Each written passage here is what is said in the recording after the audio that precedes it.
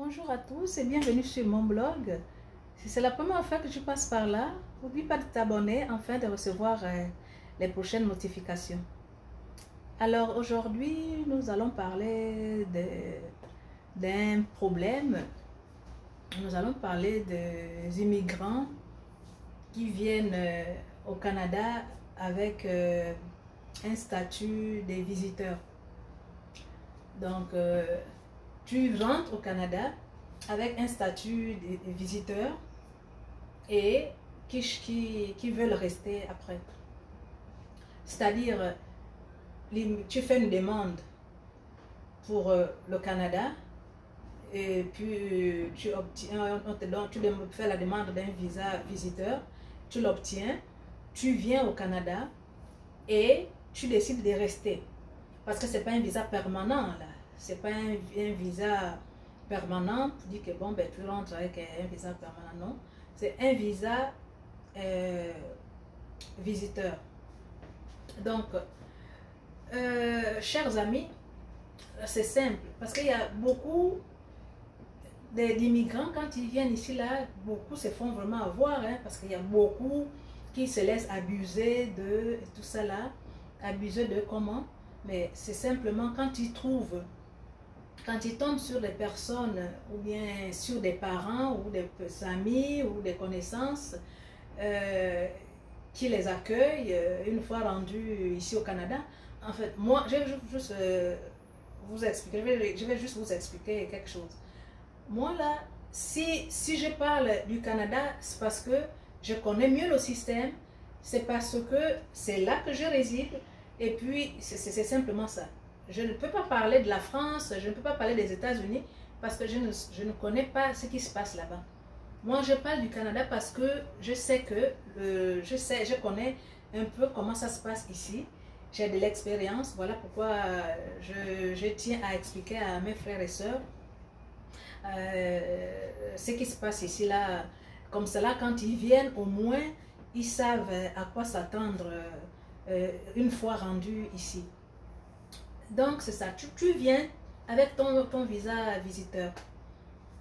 Et du coup, ça te prend comme ça. Tu décides de ne plus repartir chez toi. Tu décides de rester là, de travailler et de vivre ici au Canada. Mais malheureusement, il y a beaucoup qui tombent dans des filets, j'appelle ça des profiteurs. Parce que moi j'appelle ça des profiteurs, les gens qui savent que bon, tu es nouveau dans le pays, tu ne connais pas trop ce qui se passe, et puis ils vont se mettre à te proposer des choses que toi, ne sachant pas, tu vas penser que ah, c'est bien, tu vas être content, tu vas te dire que bon, ça c'est ma personne, ça c'est mon ami, hein, vraiment. S'il me propose ça, c'est parce qu'il m'aime trop, ça c'est ma copine, ça c'est ma soeur, si elle me propose ça parce qu'elle m'aime trop, non. J'ai parlé de papiers, travailler avec des papiers qui ne t'appartiennent pas. Travailler avec ça là, mon frère, ma soeur, c'est des choses, quand vous venez dans ce pays-là, c'est des choses vraiment à éviter. Travailler avec des papiers qui ne t'appartiennent pas. Là, comme ça, là, vous allez tomber sur un ami ou un parent qui va te dire oh oui, mais écoute, Jacques, il n'y a pas de problème, tu peux rester. Je vais te donner, tu vas travailler avec mon nom, je vais te donner mes papiers, tu vas aller travailler avec mon nom. Ça, là, dans un premier temps, tu vas penser que oui, la personne le fait pour ton bien. Tu vas penser que la personne le fait pour te rendre service. Tu vas penser que la personne le fait parce que la personne est gentille vis-à-vis de toi. Alors que ce n'est pas forcément ça.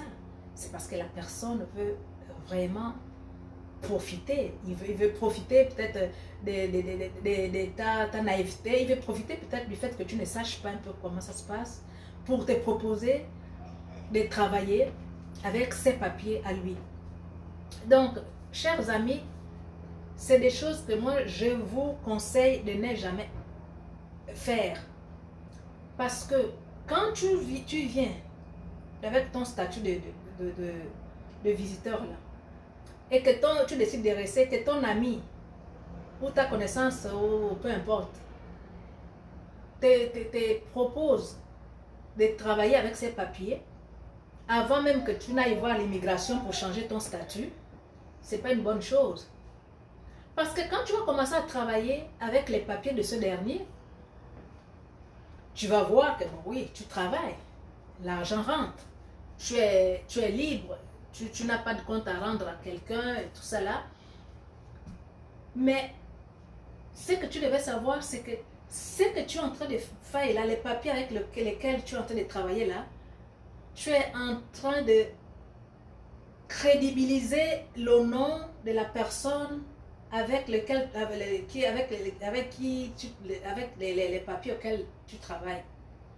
C'est-à-dire que tu travailles là pour rehausser la personne à qui appartiennent ces papiers-là.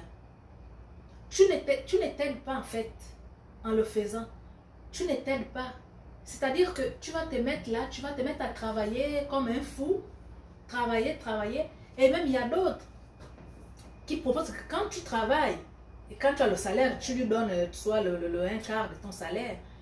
Il y a d'autres qui oui, quand tu travailles, quand tu as ton salaire, ils disent que bon, non, tu donnes ma part parce que c'est avec mes papiers que tu travailles. Tu donnes ma part. Non seulement tu travailles comme un malade, tu lui donnes de l'argent, mais tu es en train de embellir son nom auprès du système. C'est-à-dire que tu es en train d'embellir son nom auprès du système.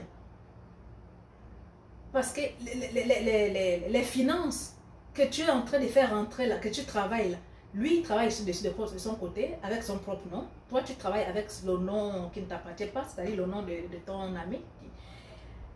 Lui il a des revenus, toi tu fais les revenus, lui il fait des revenus. Et ce qui fait que à la fin de l'année, ou quand il arrivera le temps de faire des impôts, écoute, la personne aura vraiment un... Comment tu appelles ça là? La personne aura fait beaucoup d'argent. Vu l'argent que tu as travaillé et l'argent que celui-ci a travaillé, la personne aura vraiment un gros net qu'il aurait fait. Et à travers ça, qu'est-ce qui se passe? Ça veut dire que ce dernier-là, qui a des gros revenus comme ça, là, quand en faisant ses impôts, il se retrouve avec, bon, si lui il a fait 20 000 $, toi tu as fait 20 000 $, c'est-à-dire qu'il se retrouve avec 40 000 $ de fait, son crédit est clean, son crédit écoute, est propre. Ah oui, c'est un monsieur qui fait beaucoup d'argent et tout. Demain, après-demain, il va aller à une banque. Il demande un crédit de 50 000 $, 100 000 $. Ils vont lui donner. Parce qu'ils vont se baser sur...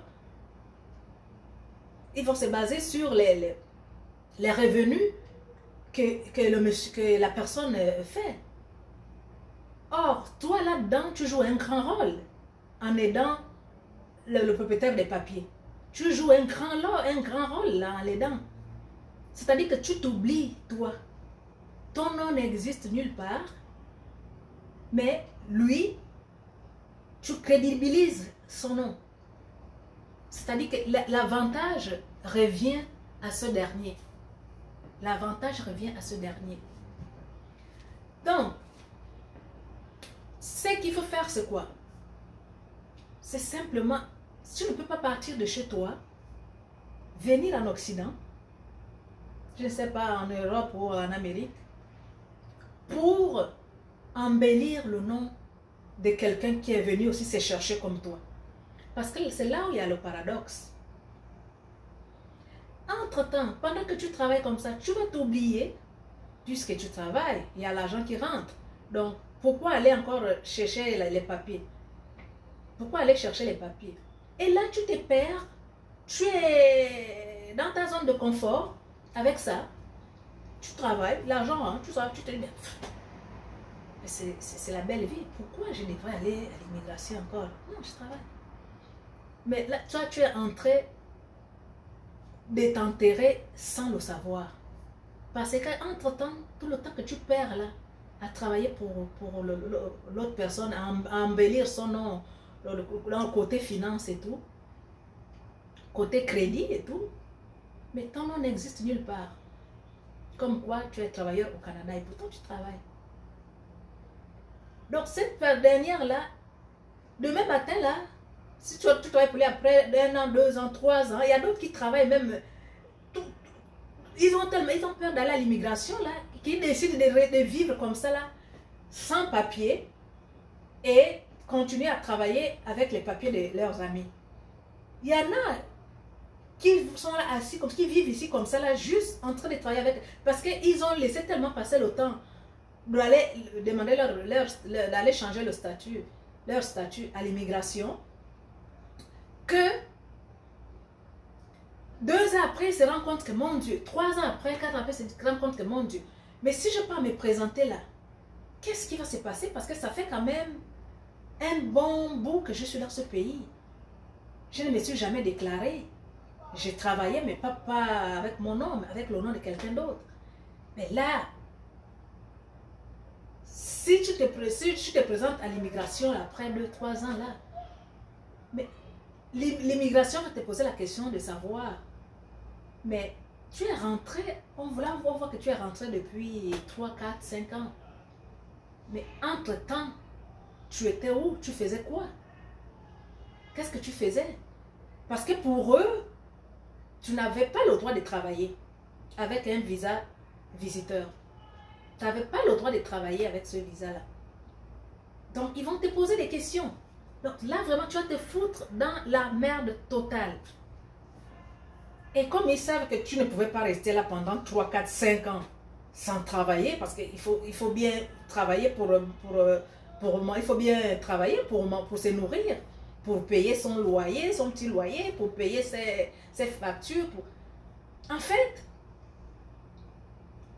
c'est une question. Une fois rendu à l'immigration, quand ils te poseront ça, on voit que monsieur Richard, ça fait 5 ans que vous êtes dans ce pays. C'est seulement après 5 ans que vous venez demander le statut de réfugié, je ne sais pas trop, le statut de réfugié. Mais entre-temps, vous faisiez quoi? Entre-temps, vous étiez où? Qu'est-ce que vous faisiez dans le territoire canadien sans statut? Et là, tu compliques vraiment ton affaire. Tu compliques ton affaire comme tu peux pas savoir. C'est-à-dire que tu risques même la déportation. Parce qu'eux, ils vont comprendre que tu es resté illégal pendant des années, des années, des années, sans toutefois aller chercher à changer ton statut à l'immigration. Donc, et ce ne sera pas facile. Là, ils vont checker ton dossier, ils vont chercher à savoir ce que tu as fait, bref, en tout cas, tout va être compliqué. Tout va être compliqué. Tout va être compliqué. Or, quand tu viens là comme ça, autre chose, parce que quand tu travailles pour la personne, en fait, qui t'a donné les papiers, quand tu travailles avec le nom de notre personne, c'est-à-dire que des fois, là, tu peux être même stressé, c'est-à-dire que tu es stressé, parce qu'il y a même d'autres personnes, là, il paraît, qui menacent, hein. Oh, de toute façon, tu dois me donner la moitié de ce que tu travailles, parce que c'est mes papiers, ou bien si je ne veux pas, je vais te dénoncer à l'immigration, si, ça. Vraiment, les immigrants qui viennent ici avec le statut des visiteurs et qui choisissent de vivre comme ça, là, il y a beaucoup qui passent, qui passent des moments difficiles avec les menaces de ceux qui leur donnent les papiers. Parce que ça, c'est vraiment des choses, tu es là, tu dois voir la personne, oui, mais on te paye quand et tout, donne-moi ma part. C'est-à-dire que même la personne qui t'a donné les papiers au départ, avec gentillesse, en disant, oui, va travailler, c'est pas un problème, tu peux travailler et tout, comme tu n'as pas le droit, mais tu peux aller travailler avec mes papiers, voilà mes papiers, tu peux aller travailler. En tout temps, quand il t'a donné ça, il était très gentil là. Mais des mois après, des années après, là c'est le chantage qui commence. Hein. C'est le chantage, c'est ici, c'est là. Là, tu commences à vivre des moments difficiles, tu ne sais plus comment te donner la tête. Est-ce qu'il faut que j'aille à l'immigration? Est-ce que il faut que je continue à travailler dans ces conditions? Donc, vraiment, c'est des choses à ne pas faire. C'est des choses, chers amis, à ne pas faire. Travailler avec les papiers d'une autre personne ne va vraiment le fait de travailler avec les papiers d'une autre personne ne t'aidera pas. Jamais. Au contraire. Au contraire. Parce que en continuant à travailler comme ça là, tu vas toi-même t'enterrer sans te rendre compte. C'est-à-dire que même si tu as fait ça peut-être un temps, un petit temps, après peut-être 2, 3, 4 mois, il faut te ressaisir. C'est mieux d'aller à l'immigration. Moi, c'est mon conseil que je donnerais à nos frères qui viennent ici. Quand tu arrives, que tu veux rester, qu'il y a une personne qui te propose de travailler avec son nom, n'accepte pas ça. Ça, c'est vouloir te retarder. N'accepte pas ça. Ça, c'est vraiment, soyez vigilants. Soyez vigilants. C'est mieux que tu viennes. Si tu ne peux pas retourner, tu pars à l'immigration. Parce que si tu ne peux pas retourner, ça veut dire que tu as des raisons qui te poussent à ne pas repartir chez toi. Donc, tu es peut-être persécuté chez toi, tu as peut-être des problèmes chez toi, dans ton pays, tu as... je ne sais pas. Donc, ce que tu peux faire, c'est juste aller à l'immigration ou prendre un avocat. Pour ceux qui ont les moyens, tu prends un avocat, tu peux raconter ton histoire et expliquer pourquoi tu ne peux plus repartir dans ton pays. Simplement. Pour ceux qui n'ont pas de moyens, il y a l'aide juridique. L'aide juridique est là. C'est-à-dire que tu pars à l'immigration et puis tu leur dis que tu n'as pas de moyens pour te prendre un avocat. Tu dis que tu as des problèmes, tu es persécuté, mais que tu n'as pas de moyens pour te prendre un avocat. L'immigration Canada va te donner un avocat. Et il va te donner un avocat. Ça, c'est ce qu'on appelle comment tu appelles ça là? Il y a des avocats qui te défendent sans que tu ne sortes $1. On appelle ça l'aide juridique. C'est aussi simple que ça. Tu pars voir ton avocat, tu l'expliques, l'aide juridique, ton avocat de l'aide juridique, tu l'expliques ton problème et à partir de là, celui-là va monter ton dossier et va déposer devant le juge. Entre-temps, quand tu te présentes déjà à l'immigration, là, tu es déjà légal dans le pays. C'est-à-dire à partir du moment où tu pars te présenter à l'immigration pour changer ton statut, à partir de là, tu deviens légal dans le pays. Tu deviens légal et tu attends, l'immigration te donne des papiers et tout ça là. Tu peux même demander le permis de travail, l'immigration te donne le permis de travail. Pendant qu'on traite ton dossier, tu es légal jusqu'à preuve du contraire. Tu as le droit de travailler, tu as le droit d'aller te soigner. Bref, l'immigration va te donner tout ça. Des papiers, de l'immigration, comme ça. Quand tu es malade, tu peux aller à l'hôpital, te soigner. Ils vont te donner, comment tu appelles ça là? Ils vont te donner un permis de travail. Là, tu commences à travailler, tu commences à à rouler avec ton propre nom. Tu commences à rouler avec ton propre nom. Et non avec le nom de l'ami, de la soeur, du frère, ou je sais pas moi, de la tante, ou de... Non. À partir de ce moment-là, ton nom, tu commences à travailler. Ton nom, à partir de ce moment-là, ton nom va se retrouver dans le système. Et puis c'est comme ça que bon, tu vas poursuivre ton petit bout ton petit bout comment on appelle ça là, ton petit bout tu vois comme ça que tu vas, et c'est comme ça que tu commences ta petite vie sans problème, en sachant que tu ne dois personne, tu ne travailles pas avec les papiers de quelqu'un. Là, c'est ton propre nom. Là, tu poursuis ta petite vie tranquille. Tu fais tes choses. Tu travailles sans problème. Si tu veux aller à l'école, tu vas à l'école. Si tu veux travailler, tu travailles. Mais au moins, tu seras légal à partir de ce moment-là. À partir du moment où tu pars demander le changement de statut, à partir de ce moment-là, tu es légal. Mais surtout, éviter. Je dis bien éviter de travailler avec les papiers de quelqu'un d'autre.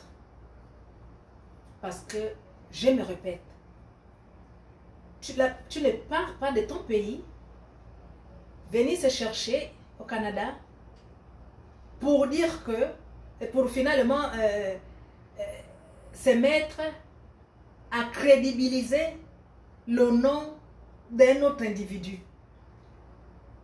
Pendant qu'il est dans son coin, pendant qu'il est chez lui, c'est qu'il y a quelqu'un qui fait rouler son nom.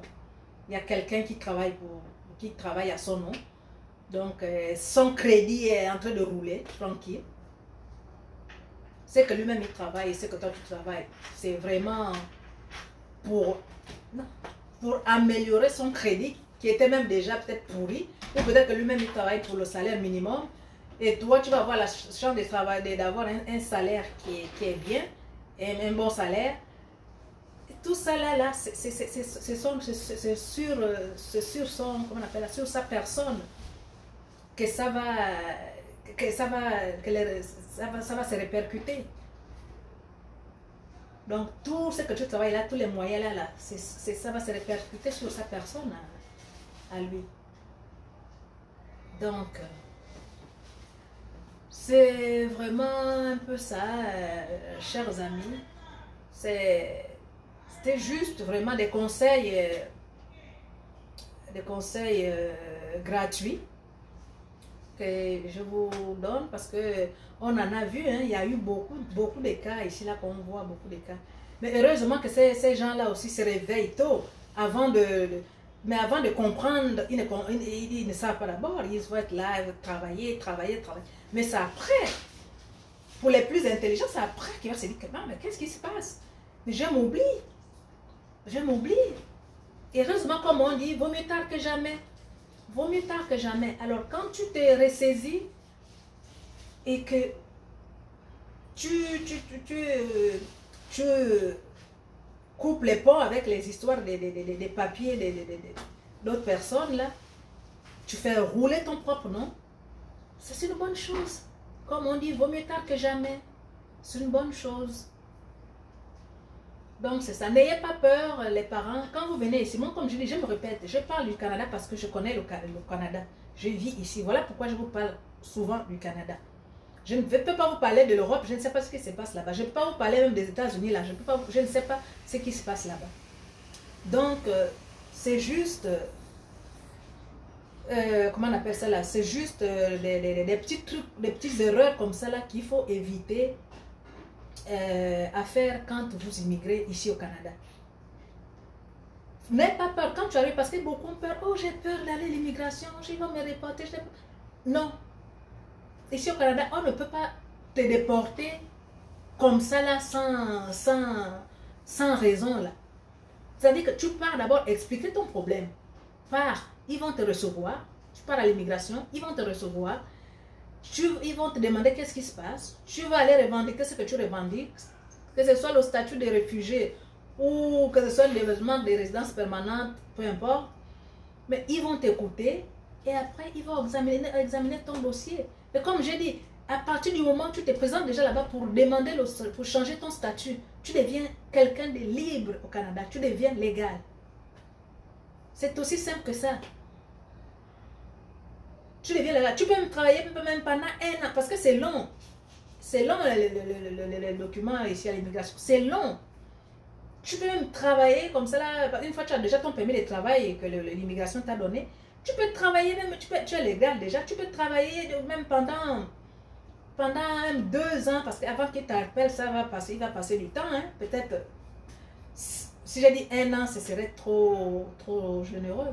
Souvent, c'est après 2 ans qu'ils vont t'appeler pour aller maintenant expliquer ton histoire et tout. Entre-temps, tu as toujours le droit de travailler, tu es là au pays.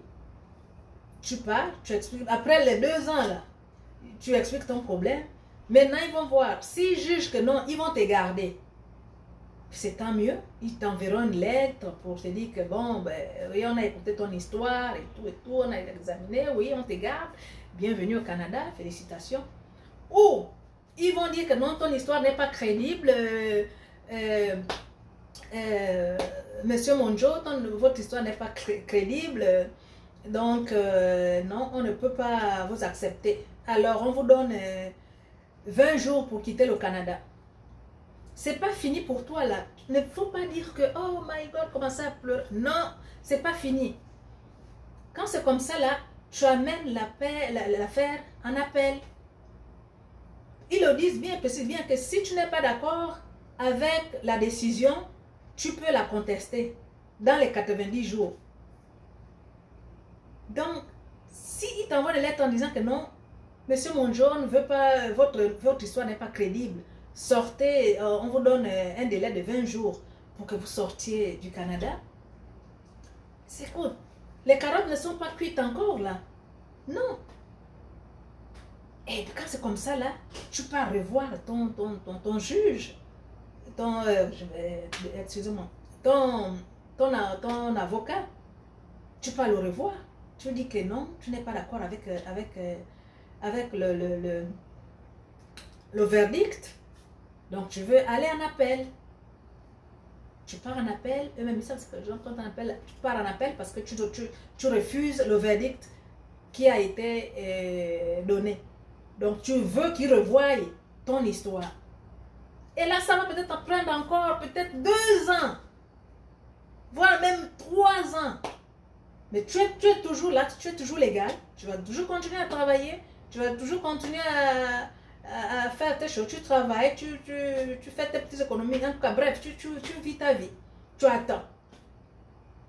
Tu attends. Et puis, bon, là, quand tu passes, ça va là, on appelle là, ça c'est encore, je ne sais pas combien d'années que ça va encore prendre. Là. En tout cas, bref, c'est juste pour, en conclusion, c'est juste pour dire que non. Les chers frères et sœurs, quand vous venez ici, quand vous venez au Canada, soyez malins. Tu viens avec le statut de visiteur, tu veux rester, mais fais les choses normalement. Prends ton courage à 2 mains et puis tu pars à l'immigration. Tu pars à l'immigration, c'est aussi simple que ça. Et c'est de là-bas c'est de là-bas que tu vas décanter ta situation. C'est pas au quartier là où les uns et les autres te disent non, il faut faire ci, non, il faut faire ça, non, et si ça là, oui, je vais te donner mes papiers, tu vas travailler avec mes papiers. Oh non, machin. Non, non, non, non, non, non, non. Faut vraiment là, ça c'est te retarder. Ça c'est retarder ta vie en Occident. Or, quand on vient ici, là, c'est pas pour dire qu'on vient dormir. On vient ici, c'est pour travailler. Tu ne vas pas commencer à sacrifier ton oreiller en disant que oui, je n'ai pas à travailler pour X, oui, ou Z. pendant que je suis en train d'arranger son crédit, lui, il est là, il joue au boss. Alors, tu as travaillé, mais j'ai besoin de temps là. Est-ce que tu peux me trouver temps? Est-ce que tu peux me trouver? Parce qu'il sait que je travaille avec son nom. Non. Vraiment, chers parents, ou évitez au maximum de ces genres de choses quand vous venez immigrer ici. Tu gagnes, tu as beaucoup à gagner quand tu travailles pour toi-même. L'immigration ne tue pas. L'immigration, quand tu te présentes là-bas, c'est des êtres humains comme nous. Les Canadiens, c'est des gens compréhensibles. Tu arrives là-bas, tu expliques ton problème. Ils vont d'abord t'aider pour que tu vives.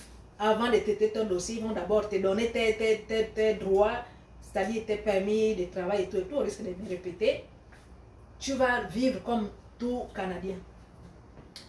Donc, bref, c'est ça. Donc, quand vous venez là, n'acceptez plus de travailler pour les gens.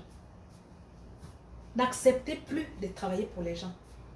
Jamais, jamais. Même si c'est ta soeur qui te propose ça, d'aller travailler avec son nom, c'est parce qu'elle veut t'exploiter. C'est parce qu'elle ne veut pas.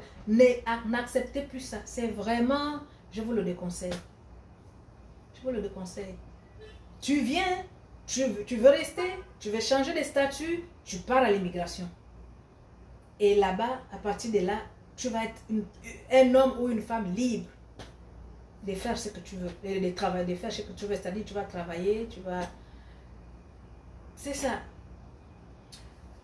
Donc, il y a aussi, bon, je vais répondre à une question là, que je crois que j'ai 2 abonnés qui m'ont posé la question, me dit, oui Coco, est-ce que tu es déjà citoyenne canadienne? Oui. Comme je vous ai répondu dans mon e-box, oui, je suis déjà citoyenne. Je suis citoyenne depuis longtemps. Hein. Là, j'ai même, voilà, j'ai mes 2 passeports ici. Là, j'ai mes 2 passeports ici. Donc, ça, c'est le premier. Ça, c'est le premier passeport que j'avais. Ça, c'était la validité, c'était 5 ans. Ça, c'était un passeport, ça durait 5 ans. Donc, voilà mon premier passeport canadien. Donc, quand ça s'est expiré, j'ai été chanceux. Non, je suis à mon 3e. Ça, c'est le 2e. Le premier, je ne sais pas où. Le premier, je pense que j'avais laissé ça là-bas où on fait les passeports. Donc, ça, c'est le 2e. J'avais décidé de garder parce que, bon, j'avais quand même plein de visas là-dedans. Donc, c'est ça. Pourquoi je ne peux pas montrer là, comme on dit, les FEMAN, il paraît qu'ils sont toujours là pour faire les captures d'écran. En tout cas, je ne peux pas montrer. Donc, c'est ça. Quand un passeport est déjà périmé ou quand tu veux changer, même si c'est pas...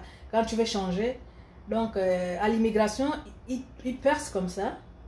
En fait, c'est pour faire en sorte que ton ancien passeport ne puisse pas se retrouver dans le marché noir.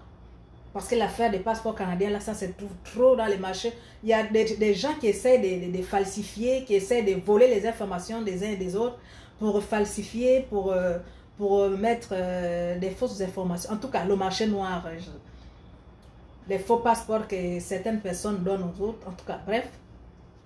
C'est ça. Donc, quand j'étais allée à l'immigration pour changer, là, ils ont percé ça comme ça. Ils ont... Voilà. Donc ça, je n'ai plus le droit d'utiliser ça parce que, bon, ça, on voit bien que ça, c'est out, c'est down. Donc, ça là, ça c'est mon nouveau passeport. Donc ça c'est le nouveau. Et celui-là, c'est 10 ans. C'est un passeport de 10 ans. Ça dit que c'est après 10 ans que je peux renouveler ce passeport-là. Lui, c'était celui de 5 ans. Donc, tous les 5 ans, là, tu renouvelais tous les 5 ans, là, tu renouvelais. Donc, on est parti d'un passeport de 5 ans, à celui de 10 ans. Donc, c'est ça, là. 10 ans. Donc, c'est ça. Je suis citoyenne depuis quoi, 2011. Depuis fin 2010, fin 2010, début 2011. Je suis citoyenne canadienne. Donc c'est ça. Voilà. Malheureusement, je ne peux pas ouvrir pour montrer parce que il paraît que les captures d'écran, il paraît qu'il y a en tout cas, il y a mon ami qui m'a conseillé de ne pas le faire, de ne pas ouvrir vraiment la page où il y a mes informations parce que il paraît que c'est pas trop prudent. Je vais juste vous montrer peut-être un peu là. Mais il paraît que c'est pas trop prudent. Pas trop prudent. Je devais peut-être cacher ça ici comme ça.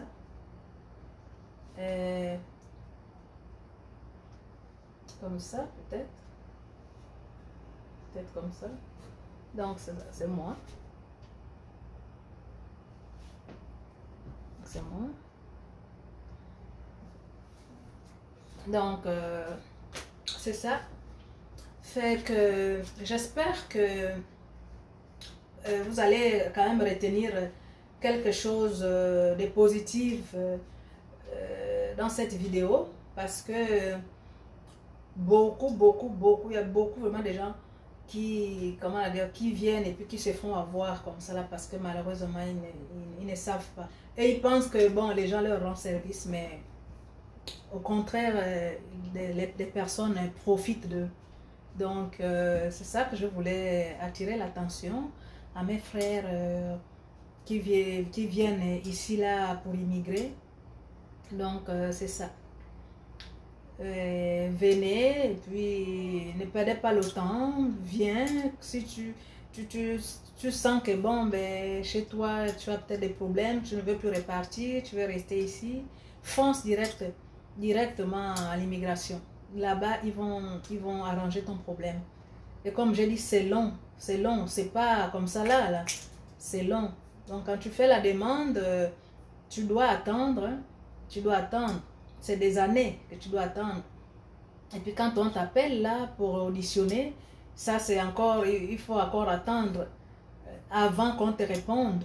Donc si c'est positif, c'est tant mieux. Si c'est négatif, tu dois aller en appel pour revendiquer, pour faire comprendre que non, tu n'es pas d'accord avec le verdict qui est tombé comme quoi ton histoire n'a pas été crédible et que tu devrais partir du Canada.